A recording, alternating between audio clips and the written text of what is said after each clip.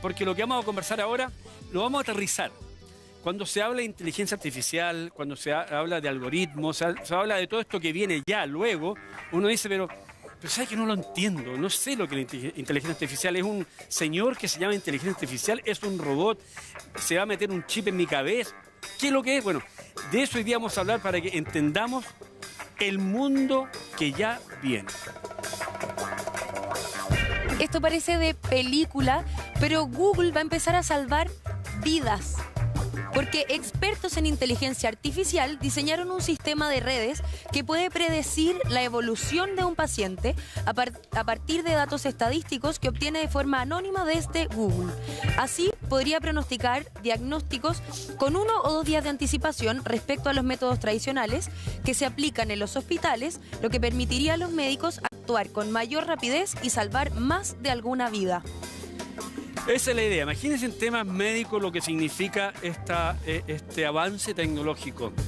O sea, llegar a predecir cuándo un paciente va a morir o a fallecer parece sacado de una película de ciencia ficción.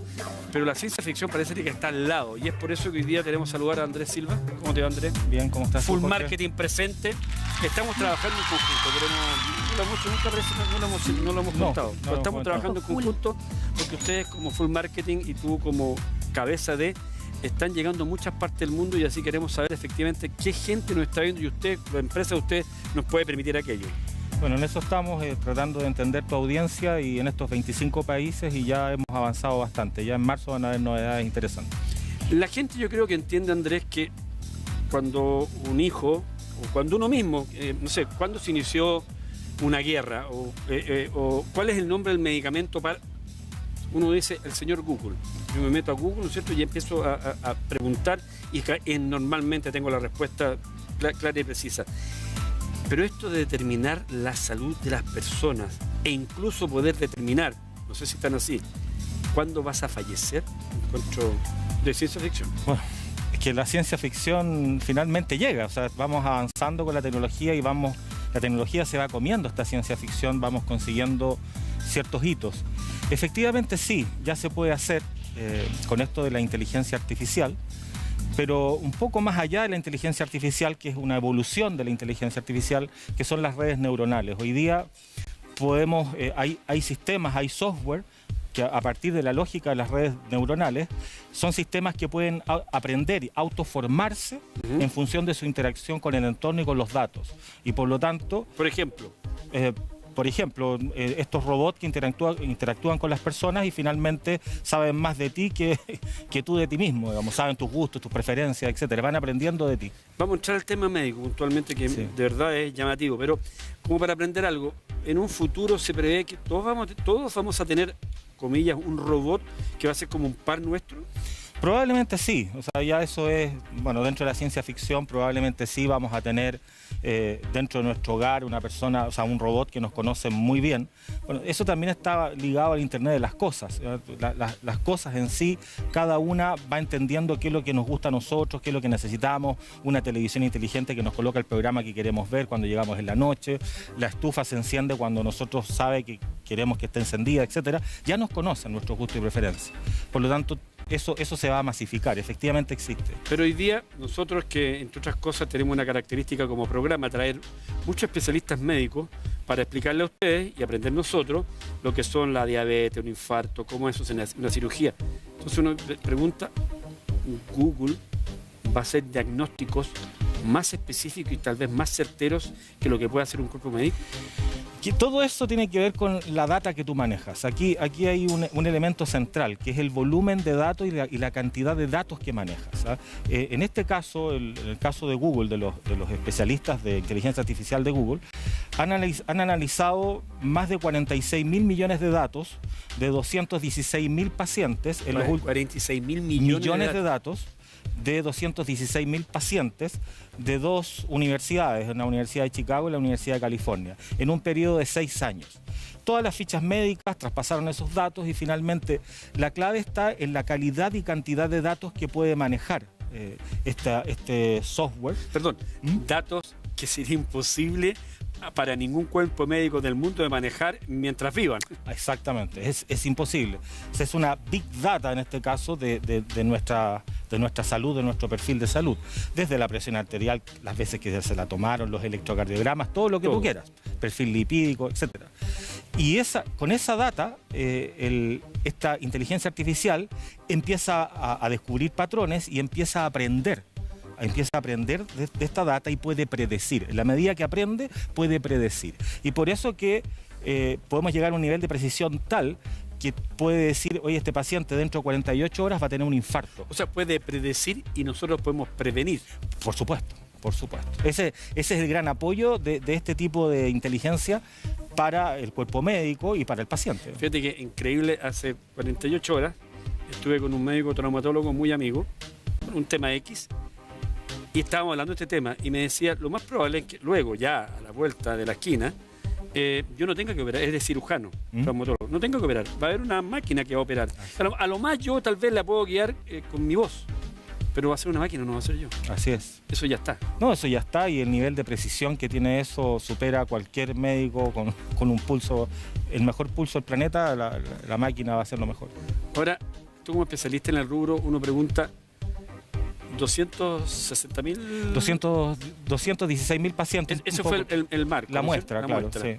Y obtuvieron 46 mil millones de datos en 6 años. O sea, hoy día, en este mundo que viene, la privacidad no existe. A ver, eso hay que hacerle salvedad, buena pregunta. Estos son datos privados, son anónimos. O sea, no es que... No es con nombre y apellido. No es con nombre y apellido. Se extraen estos datos según el cuadro del paciente y se va relacionando cuadro del paciente y todos los datos clínicos que tuvo. Pero se mantiene un anonimato, porque lo que le interesa a la inteligencia artificial no es el nombre del individuo, sino que el patrón que le llevó a tener o una recuperación o finalmente fallecer. Aunque ya te lo hemos preguntado, pero más de alguien... a propósito, recuerden, pueden participar haciendo todas las preguntas, ojalá muchas dudas, inquietudes para que se las respondan. No las respondamos, se las respondo porque yo de esto, igual que chino mandarín, poquito. El teléfono para que nos llamen, más 562-2707-7156. Y Sofía, cuando usted tenga alguna pregunta, levanta la mano. Jorge, tengo pregunta. ¿Cómo podemos definir de la manera más sencilla y simple la inteligencia artificial?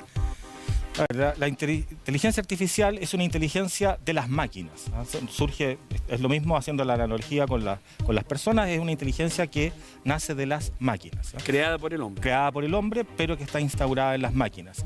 Y comenzó con una supercomputadora que es capaz de manejar muchísimos datos, procesar todos esos datos y elegir la mejor alternativa, ¿no? Así es la esencia de la inteligencia artificial. Pero hoy día hemos pasado a una segunda etapa de la inteligencia artificial, que es lo que te comentaba al principio, que son esto de las redes neuronales, que va más allá de esto de poder manejar una cantidad de datos enormes para elegir la mejor alternativa, sino que hoy día son sistemas que autoaprenden, que se autoforman a partir del aprendizaje con su entorno. Tienen en el fondo estas redes neuronales artificiales, son neuronas, funcionan con la lógica del axón y van conectándose entre ellas en la medida que tienen que solucionar un problema, se van conectando o desconectando, finalmente aprenden de ese patrón y en definitiva pueden actuar proactivamente frente a algo, igual que un ser humano, o mejor que un ser humano. Juan Andrés, volviendo al tema médico, ¿esta muestra se realiza en Estados Unidos?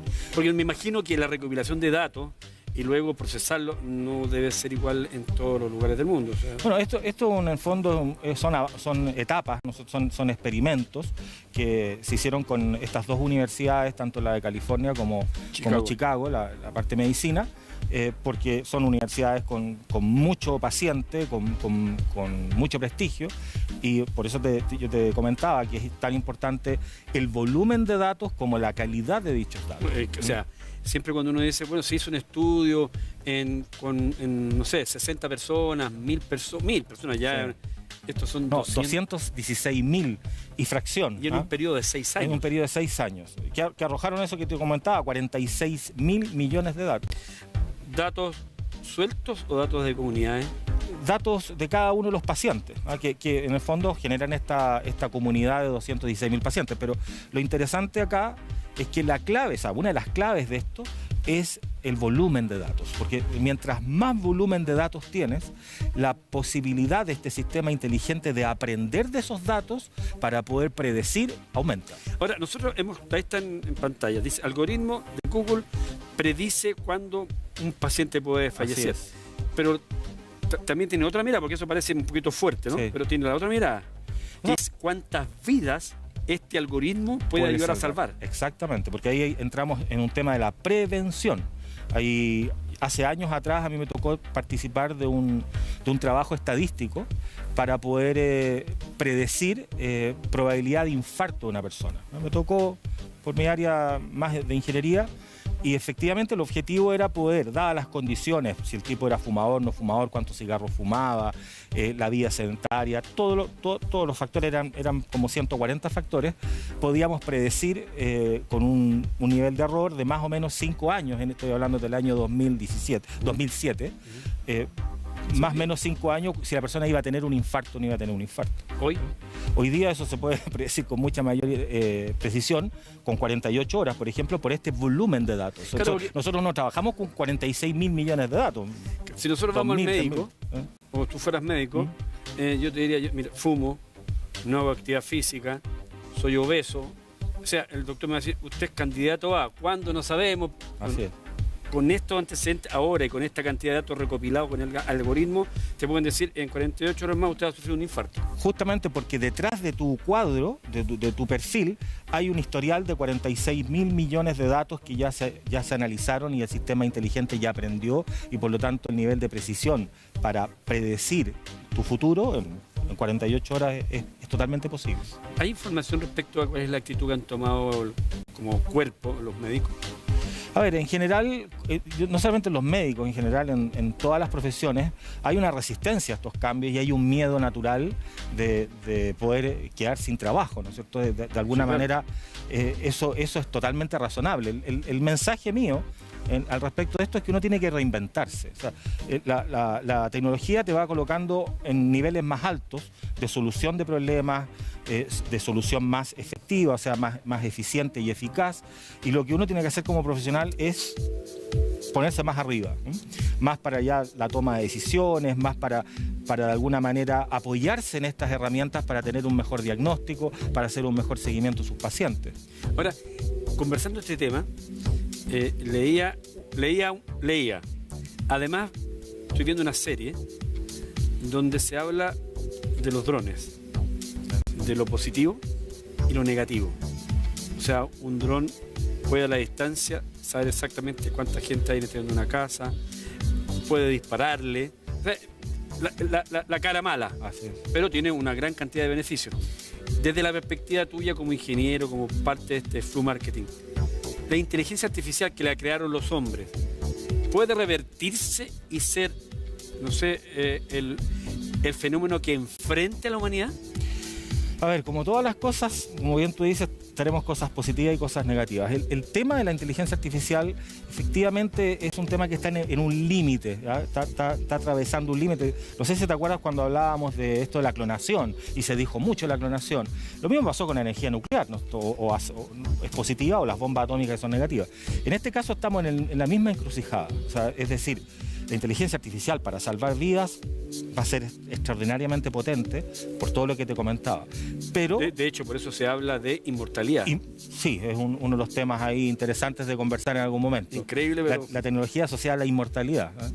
Pero por otro lado, es el uso que le dan las personas. O sea, en el fondo no es en sí la inteligencia artificial lo malo, sino que es el uso que le damos, en quién cae o en quién recae esa inteligencia pero, disculpa, artificial. Si tú eres un robot y yo te preparé, sí, sería un genio, pero yo te preparo, de pronto tú te puedes escapar de mis manos, puedes llegar a tener vida propia. Por supuesto. Bueno, ahí hay un riesgo. Claro, que el tema está en cómo tú estableces los mecanismos de control para ese escenario, ¿no? Se han establecido.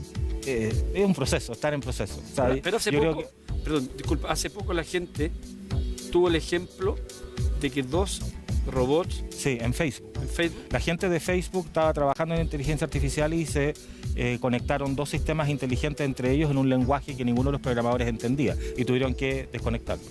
Ahí tienes un ejemplo del autoaprendizaje. Que pueden conectar. Exactamente. Para evitar estos inconvenientes. Así es. Hay mucha ciencia ficción al respecto han intentado desconectar las máquinas que de alguna manera tomaban vida propia. No sé si te acuerdas de esta serie del 2001. Sí, Odisea del Espacio. Odisea del Espacio. Todos tratando de desconectar al computador que había tomado vida propia. Usted viaja mucho. De hecho, nos manda... Algo me iba a decir el director. Matrix. Matrix, sí, otro ejemplo sumamente importante. Has viajado mucho, a charlas, coaching, etcétera. De las cosas que vas en este peregrinar vas adquiriendo, ¿cuáles de las cosas que te llaman mucho la atención de lo que ya viene? Porque estas cosas ya vienen, no es que esté para 20 años más. No, sí.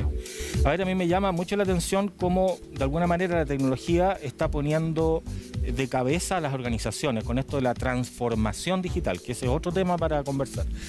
Cómo las empresas, cómo las organizaciones se transforman digitalmente para entrar al mundo a la próxima década, 2020-2030, que ahí está a la vuelta de la esquina, que es cuando vamos a empezar a ver realmente la digitalización del planeta, porque lo que hemos visto hasta ahora es un proceso de transición, pero cuando la inteligencia artificial se masifique, el Internet de las cosas se masifique, sea cotidiano en nuestros hogares, entonces vamos a estar viviendo realmente la digitalización y las personas que no nos hayamos transformado digitalmente y las organizaciones que no se hayan transformado digitalmente van a estar fuera. Disculpa, ¿qué es transformarse digitalmente? Es cuando una organización todos sus procesos los prepara para comunicarse en un mundo hiperconectado, en un mundo donde, por ejemplo, las personas hoy día, en Chile salió la última estadística, el 83% de las personas entra a Internet a través de su smartphone. Entonces, como una compañía, como una empresa, una organización, entiende que su mercado o su público objetivo está en el smartphone, no está en la radio, no está en la calle, no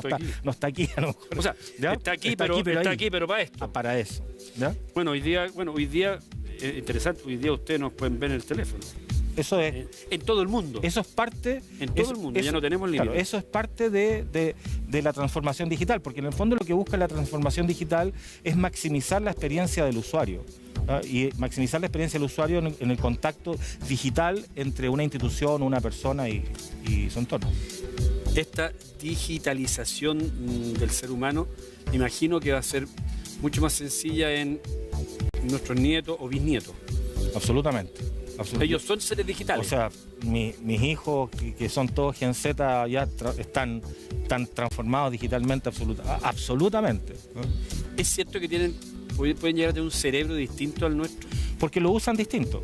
Ya hay zonas del cerebro por esto del chatear que se activa mucho más que lo de nosotros. Pero hoy día es chatear. Sí. Pero en 2 años más a lo mejor es hablar. Bueno, hablar cada vez, en el fondo, todo esto va hacia lo más sencillo posible, a que te libere de dificultades. En el fondo, a eso nosotros llamamos, de alguna manera, las fricciones. El mundo digital va hacia la eliminación de fricciones. ¿Por qué? Por ejemplo, hacer una fila para hacer un trámite en un banco, eso es una fricción enorme porque tienes que esperar mucho tiempo, pero si tú puedes hacer eso por la banca digital y por una aplicación, por ejemplo, en tu smartphone que te lleva directamente a tu cuenta corriente, la fricción es mucho menor. ¿Cómo se va a adecuar el ser humano a eso? Porque es cierto, yo hago la cola o la fila, pero hay gente que me está atendiendo. ¿Sí? Al hacerlo vía smartphone, desde mi hogar, de donde yo quiera, esa persona que me atiende ya no me va a atender, no va a tener esa función, no va a tener ese trabajo. Así es. Ese ser humano nos vamos a tener que acomodar al sistema digital. Absolutamente, y además que eso eleva los estándares de educación, porque todos los trabajos rutinarios, esto por ejemplo de lo que te decía yo, hacer la fila y que atienda a una persona en caja, todos esos trabajos rutinarios o servicio al cliente, todos esos trabajos rutinarios empiezan a perder fuerza en las personas porque lo van a empezar a hacer máquinas y los haces a través de Internet. Y esas personas obviamente el nivel de educación los va a llevar a hacer otro tipo de actividades que las máquinas aún en procesos rutinarios no los hacen. He leído, por eso te lo pregunto, que hoy día hay una cantidad importantísima de trabajos, de labores, que todavía no se han inventado. O sea, que todavía no están funcionando. Así es. O sea, que ya vienen. Así es. Que tienen, me imagino, que ver con esto. O sea, te pongo un par de ejemplos. Hace 7, 8 años atrás no existían el community manager ni el social media manager. Son trabajos distintos. Explique lo que son. El community manager es el que anima las comunidades en las redes sociales, y el social media manager es la persona que ve la parte más estratégica, ¿no? El community hace la parte más operativa, lleva toda la acción, y el social media manager es el que hace la estrategia, cómo la estrategia de la empresa, la estrategia digital se lleva a la práctica. O sea, lo que ustedes están haciendo con nosotros, ustedes son como los community. Y los social media, ambas. Y eso no existía hace 7 años. Son trabajos que efectivamente cambian producto de la incorporación de tecnología. Pero son hiper necesarios para poder seguir avanzando. Hoy día sí, pero hace 7 años no. Por eso estamos trabajando con ellos. Okay. Para seguir avanzando y no quedarnos aquí sentados en el mismo lugar.